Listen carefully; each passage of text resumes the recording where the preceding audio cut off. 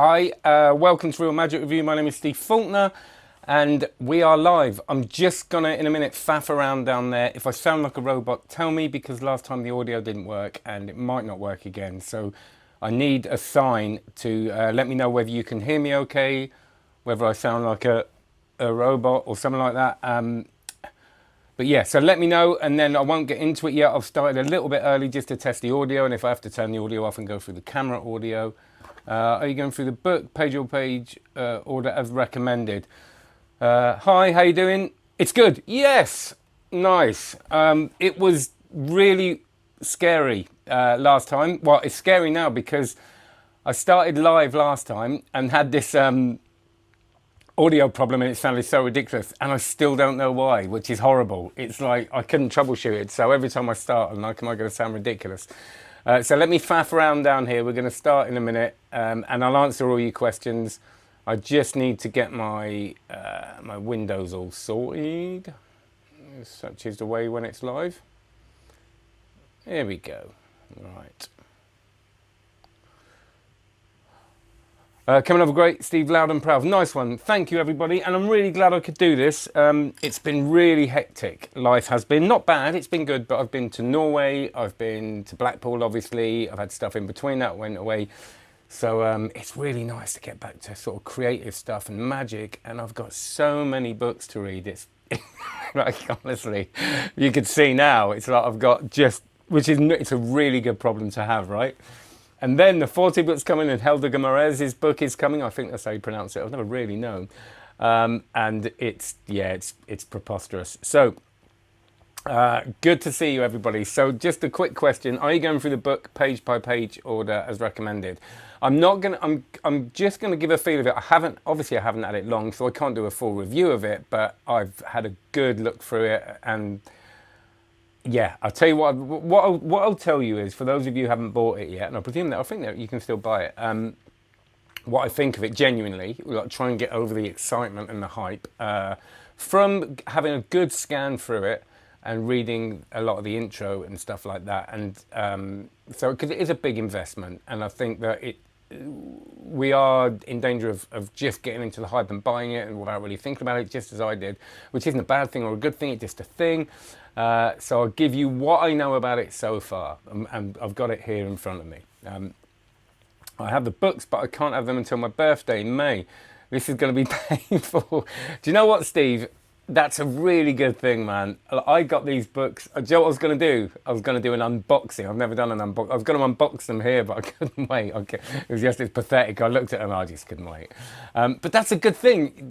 I love that excitement of knowing you've got something. I used to do that at Christmas, get something and know it's there and not. And I do that now, actually. If I get myself something before Christmas, because no one else is going to get me that sort of stuff now, I wait and open it at Christmas, so I've got something to open. Isn't that brilliant? Collected mine yesterday. Have the books, but go, yeah. Great. Right.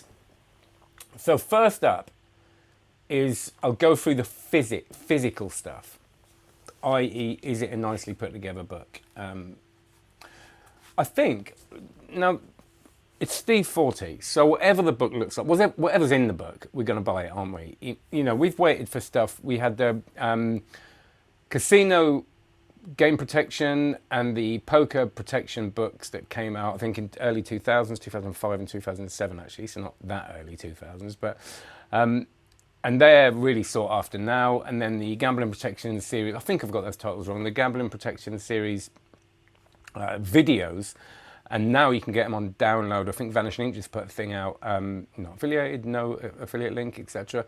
That you can get them downloads, and they're obviously, to see the stuff, it's brilliant. But I remember having some iffy download of it because you couldn't get it any other way, and kind of watching it, and then you got to the end of it, and it was all the things that went up your sleeves and all the little gizmos and gadgets, which is absolutely brilliant. First of all, what this is not that. It's not the book of that. All right, it's not for people who want to learn to cheat or look out for the protection side of it, looking out for cheaters, which that was. It was more the theory and all that, and obviously how you do it, which is brilliant for us to see. This is an instructional book, but what he says is it's a book to highlight the differences between the card men or card people and hustlers, which is really important. And what he doesn't do, which is really nice, he doesn't put down magic. He says he loves magic. He loves watching magic. Funnily enough, he says he got into magic and started collecting loads of magic, and then got really frustrated with it. So he he put it in storage, and then ended up spending all his money on decks of cards and stuff like that, which I can imagine. But he doesn't belittle it. He's got a big, there's a foreword by Bill Malone. He references lots of magicians, Jason England, people like that. I'm not going to reference all of them. So there's a great respect there. So it's not that, it's kind of looking at, it's teaching you how to do it in detail, but it's also showing you the differences. And I think that's really important, because what he does say is there's a big bit about the differences between, which is like two pages long, which is the differences between card people and hustlers, and it's really important. And the main thing that comes across is context. Now, I'm not going to share a lot of the material, but the context, when you're cheating in front of card players, it's very different when you're cheating in front of lay people. And I know this. And what's really funny, isn't it, is when you see someone try and tell a story of when they were in a casino once as a magician, and you just look at them and go, you've never been in a casino in your life. You just know. So it's kind of like that. It's respecting, it's the authenticity of it, I think that is. What's also great is that he says that the information comes from the hustlers he's known. He's someone that worked in casinos, managed casinos apparently. He used to be a crap dealer, not a crap dealer. I think he's quite good, but sorry. But a crap dealer at the age of like 20 or whatever, and he tells the story of the John Scarlett and all this kind of thing. So, but his information comes from the horse's mouth. It comes from hustlers and him working in that area, and then sharing that knowledge with us kind of cuts out the middleman, doesn't it? Because we get our knowledge, it's almost like when you hear a lecture reference other people, we get in our knowledge straight from the horse's mouth here. So there's no reason for him to embellish anything, there's no reason for him to lie or make something sound good, because we know he's lived it. And I think that's the value of these. We know that we're getting this straight from the source. It's like when you reference anything, you can reference someone referencing them, which is fine for learning purposes, but then when we go to the source of the actual article or whatever that everybody references, that's when we feel like we're getting the meat. And what I'll say is that I wasn't going to buy this. I was being really good with buying magic books, and then I bought this, and it opened the floodgates. And I bought about 20 books in the last week, so I'm going to be basically single and destitute, but I'll have some good books to read, and I'm glad I did. I've got to say, trying to be as objective as possible, trying to get over the hype. Like I said, a pamphlet could have arrived, it had to do a bottom deal, and I would have been happy. Well, I wouldn't have been, but you know what I mean. We would have bought it.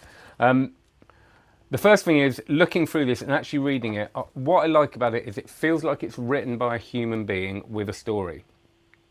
What I was slightly worried about, and it still would have been brilliant, is that if it was going to be a kind of dry instructional read, which still would have been amazing for learning.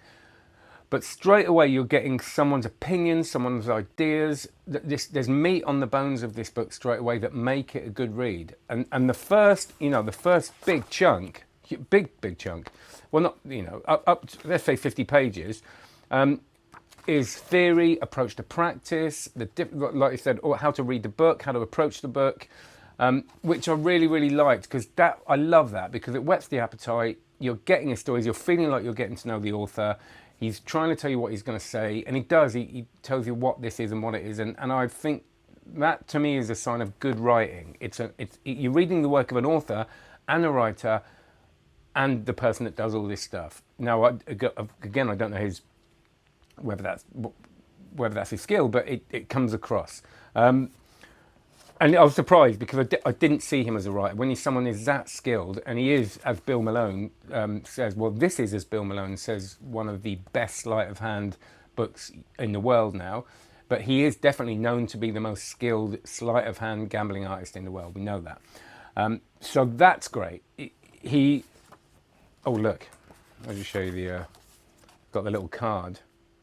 And interestingly enough, you could tick whether you wanted one book or two signed, which I thought was weird. Why would you have one and not the other one? There's not. Yeah, just leave that one. I want the second one to be played. Yeah, see, you could choose to get them both signed. Thank you, Steve. Oh, that's great, isn't it? It is. I am geeking out over this. So let's just go for the questions. Got one delivered Thursday. Introduction great so far. What do you think about learning multiple versions of the same move as opposed to researching them all but choosing one to learn? Okay, learning multiple versions of one move. The way I do it really is we'll go back to the book in a minute. I would, depends what the move is. If it's a move that I know is deeply powerful and I'm going to use it a lot, I will really get into it. The spread colour, and I talk about the spread colour a lot. The spread colour is a move that is so versatile. It gets you out of trouble. You don't have to worry when you can colour card. If you lose the colour, you just look, there it is, and he vanishes again and get it out of the wallet or whatever. So that is something I really did spend a hell of a lot of time on. If I'm learning like the Greek deal, where it's kind of like a false bottom deal. You know what I mean? Where am I going to... Yeah, I could spend 3 years on that centre deal, you know. Yes, I want to learn a centre deal. I definitely want to learn a centre deal just so I can show off to other magicians, basically. But I'm not going to get in depth. But something like a second or a bottom, which has a practical value, I will get into and look at multiple versions. But the thing, and he kind of says that in here, I think I saw something saying about adapting and him saying that, you know, this isn't the what's it in here? You know, just because I do it this way, you've got to adapt it to your own hands. And I always say that, you know, learn multiple versions, but then play with it and let the creativity take over, and then you'll get your own rhythms with it. I mean, I think I don't know what grip I have with the centers and bottoms, but I think it's kind of the Marlowe one. But I haven't got. Do you know what I mean? I just kind of found my own way over time. Is there anything in there that isn't in SWA's expert at the card table? That brings me on to the next bit. Right. So first of all, just content-wise, it's what you would expect, contents. In here we've got the full steals, full shuffles, cuts, all that, everything you want, all right? Gambling, full shuffles, stacking and culling, beating the cut, that's cuts and hops and drops and all that. Full steals, peaks and paper. That was interesting. Paper is which I don't know that much about gambling. I know about the magic side of it. Paper is a name they give for marking cards. And what's interesting is that he said that he studied marking systems actually for a formal thing that he's involved with, and there's confidentiality, so he can't share it. But he studied and geeked out for years over marking systems, and he's got over 3,000 marked decks. But it goes into the differences again between how gamblers would mark it and hustlers would mark it and how magicians would. And it's really fascinating thing where he says that there are ways of marking cards that are very simple that are used, and it gets really, really in depth. And there's ways of changing the colour of a die slightly that to the untrained eye wouldn't be noticeable, but they do it by diluting the die every now and then, so they get more used to it, and then all of a sudden they can see the difference that no one else can, which I thought I just butchered that. It probably makes no sense, but I thought that was great. What I'm getting from this is that real kind of, the time you put into this, then the skill will come out. So Erdnase. So the first book is, I will just say, Christopher and Nicholas, which I presume are his sons, or other family members, have done the photos and the design. Christopher did the photos. Photos are great. I mean, you just wouldn't want any more. They're black and white. They're beautiful. I'll show you that very quickly. I know you kind of, but everything you want, and the teaching is detailed. It's what you would expect. Again, you know, it could have not been, and we'd have still bought it. But what's happened is you've bought it, look through it, and go, yeah, it's money well spent. It's just brilliant. So that's the first one. The second one is a lot about Erdnase. He's got a bit about mucking, but he goes into this Erdnase thing, and I'm not going to share it with you, but he's got some really, really interesting and quite refreshing views on Erdnase. So he goes through it almost like an annotated Erdnase kind of thing, where he's talking about his thoughts on it. So he takes the book apart, and it is most of the second book. I mean, you're talking about, let's have a look. You know, this is chapter 8, 9, and 10 is this book. Well, 10 is just the appendix. So you've got from 612 to, you've got like 100 plus, 120 or something on Erdnase. And it goes through the thing, but it also then, the conclusion at the end, is opposing views. And that, I think, is, because Erdnase is one of those things, it's kind of like Vernon, isn't it? Nobody ever says a bad word against it. And I'm not saying people should say a bad word against Vernon, but it's kind of like the Bible, and you read it, and it's kind of like Royal Road, brilliant, it's amazing, but yeah, I mean, Erdnase it is flawed. You've got to admit, it's brilliant. We all love it. We all love its origins. We love the mystery of it. Who was Erdnase? All of that, and again, he's got some interesting ideas on that. But this is way, I mean, this is detail. Erdnase doesn't give you detail, and you've got to question some of the Erdnase stuff. Yes, it's the beginnings of things, but things have moved on, and we now have detail. You know, the weight, where to put your hands, where to strip the cards out, all that kind of stuff is in here in detail. Erdnase does not give you that detail. It gives you a good starting point. You know, we all know that Werner loved it, and it was his Bible, all that, but this is way, way, way above that. So yes, you're going to get a hell of a lot more. It's like Erdnase plus, and so yeah, you'll get a lot more out of that. Looking for my first book, Anthony. What, your first magic book? Anthony Christmas. You got the great name again. First magic book. Oh my gosh, I'd say. Well, you know, I always say Card College for Cards or Royal Road. And it depends what you want, but the Michael Amar book's a great all-rounder. So, but clarify that in a minute. Any chance you might bring the books to the Magic Circle Book Club? I don't know, because they're heavy, and I'm going to be travelling down to London. I'm going down in March, aren't I, to do this, this helping out people with sleight of hand, and I think it's the 20-something of March, and that's when. Who's lecturing on that day? Jeff McBride, better bring me drums, etc. So that'd be good. So no, I probably won't bring him down with me because I'll get all scared. I hear this is expert at the card table. I'm not going to say anything, Pete. Well, he's fun. I'm not. Again, I can't. I don't want to ruin it because I think it's interesting. I don't think this is it because he spent all this time on it, so he's obviously got a respect for it. But we have got to learn to question, and one of the things that I think we don't do enough in magic, and actually in all genres of everything, is question. We get a little bit of hero worship about stuff and we don't question, and we've got to question. I mean, that's kind of, because we end up getting stuck, and things do move on, and, you know, it is a book on the whole of magic, card magic, that's that big, so, and because we don't know who he was, we don't know what his motivations were, we don't know, you know, we take this and we go, we know exactly who this person was, we know his skill, we know it, you know, it's, I can't describe the feeling of holding the work of someone that has lived, and you know he's lived, he's teaching what he knows. So this, I think, is probably, no, I think it's probably, there's a bit more respect than that, I think. Card magic, bit overwhelmed as a newbie. Yeah, card magic.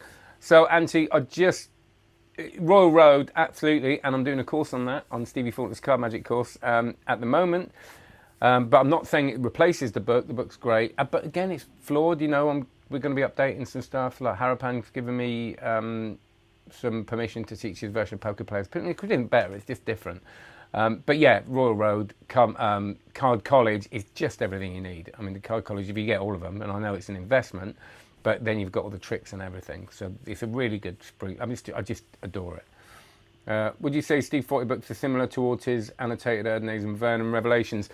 No, I think, yeah, the Vernon Revelations is the thing about Vernon, that he had an undying love for Erdnase because of his history with it, because he spent so much time with it, and I think Steve Forte questions it more, like I've said. So I think that they're going to be different, and like we kind of mentioned earlier, to get as much information as possible about it. I mean, just reading it briefly, and like this isn't a full review because I haven't read it all, I'm pretty sure I'm not going to say it's rubbish after reading it all. But I think that it has a different feel to it. So I think they're all going to kind of complement each other. Did Frank Garcia write any books on the subject? You know what? Shockingly, I'm not a massive, I haven't got loads of knowledge about Frank Garcia. I haven't got loads of his books or anything. So he's someone that it's like Aronson. Just kind of missed out on Aronson. I've just bought 5 Aronson books, 4, and now I'm getting really OCD not having the 5th. It's terrible, isn't it? It's like I'm going to have a chance to. So someone else might be able to answer that. Oh, you are on my course, Auntie. Can't ask you because we had the thing about your name being Christmas and me wondering whether it's your real name. Let me just see if there's any questions. No, so come out with any questions if you want. In conclusion, am I glad I bought them for the money? Without a shadow of a doubt. There's not one bit of me that looks at this and goes, it's a, you know what I mean?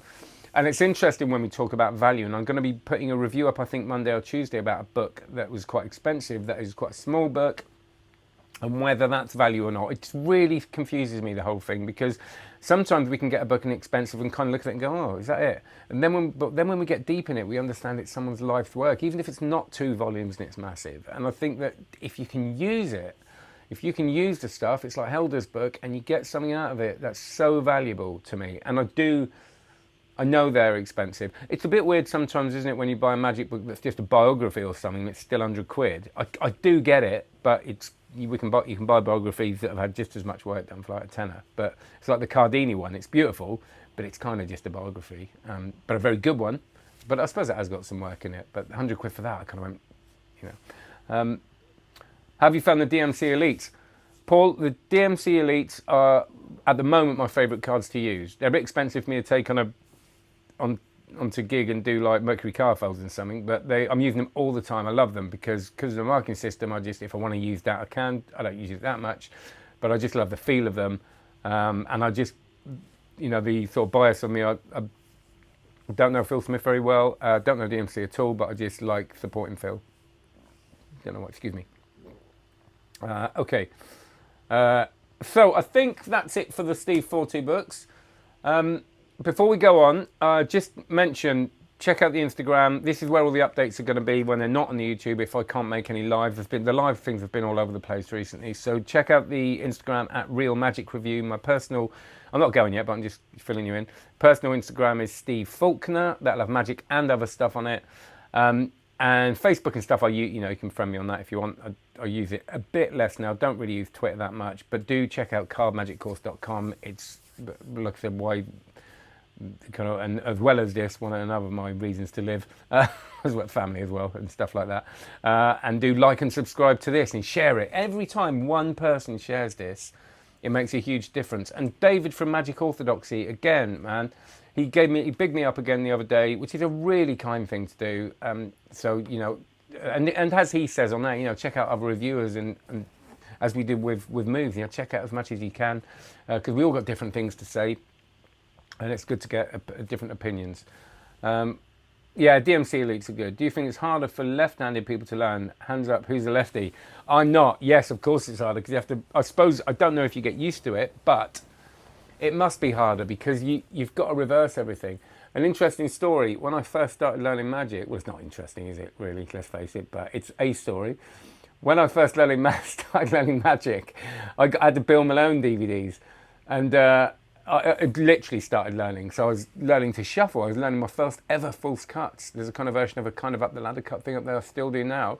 But because he's left-handed, or he does some stuff left-handed, I learned some of those cuts with the wrong hand, and now I still do them with the wrong hand. So I find it really, still get really confused. So yeah, it must, for some things it must be really hard, because you've just got to do the extra step in your head to kind of, well, unless I suppose you're mirroring it, which is easier in some ways. So, but it must be, yeah.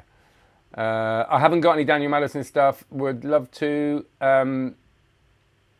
Do you know, I just, it's again, I can't read everything, and I'm trying my hardest to read everything, which is a shocker, but which is basically I'm becoming like a hermit. But no, again, I'm really up for reading it. I still haven't read Ben L's books, the 2 books that I've got here. And again, I've got I'm not going to get them out. I'll start geeking out now, and I'm going to be here for another 5 hours. Right, so let's see if you got any questions. I think that is about it. I'm so glad the sound worked this time, because I sounded like a robot last time, didn't I? It was a nightmare. It was a right panic. So, and I still don't know why, which is a nightmare. So thank you very much. I will report back on, I'll be doing more book reviews soon. Thanks very much for your support, and Helder's book's coming next week, I think, so I'll do a kind of little pre-review of that after a scan. So before we go, any more questions? What's your favourite item in the Gambling Sleight of Hand book so far? Do you know what? Probably at the moment, all the theory stuff at the beginning, because I haven't, like I said, I've only just got them. I open it and it's all brilliant. And apparently the end, he goes into some kind of magic style routines, which is, what's he call it? Pseudo, hang on.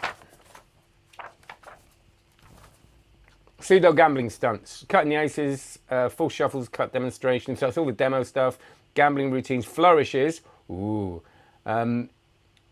Yeah, so he's got some, and then the indexes are named move stunts, principles, and a gallery and stuff like that. So yeah, he's got that's probably going to be. Bill Malone in his forward says that's really worth looking. Let me just think if I haven't. No, I haven't forgotten anything. No, just got a little reminder up there. So thanks very much. Yeah, the theory stuff is brilliant. Thanks everyone. I'll get a bit awkward here while I sort of sort out where to stop it. I really appreciate your support, as I said. And if someone said, is it available on ebooks, Kindle, don't get the big ones. It won't be, I don't think. Thanks very much, everybody. Thanks again. Have a great one. Take care. Like, subscribe. See ya.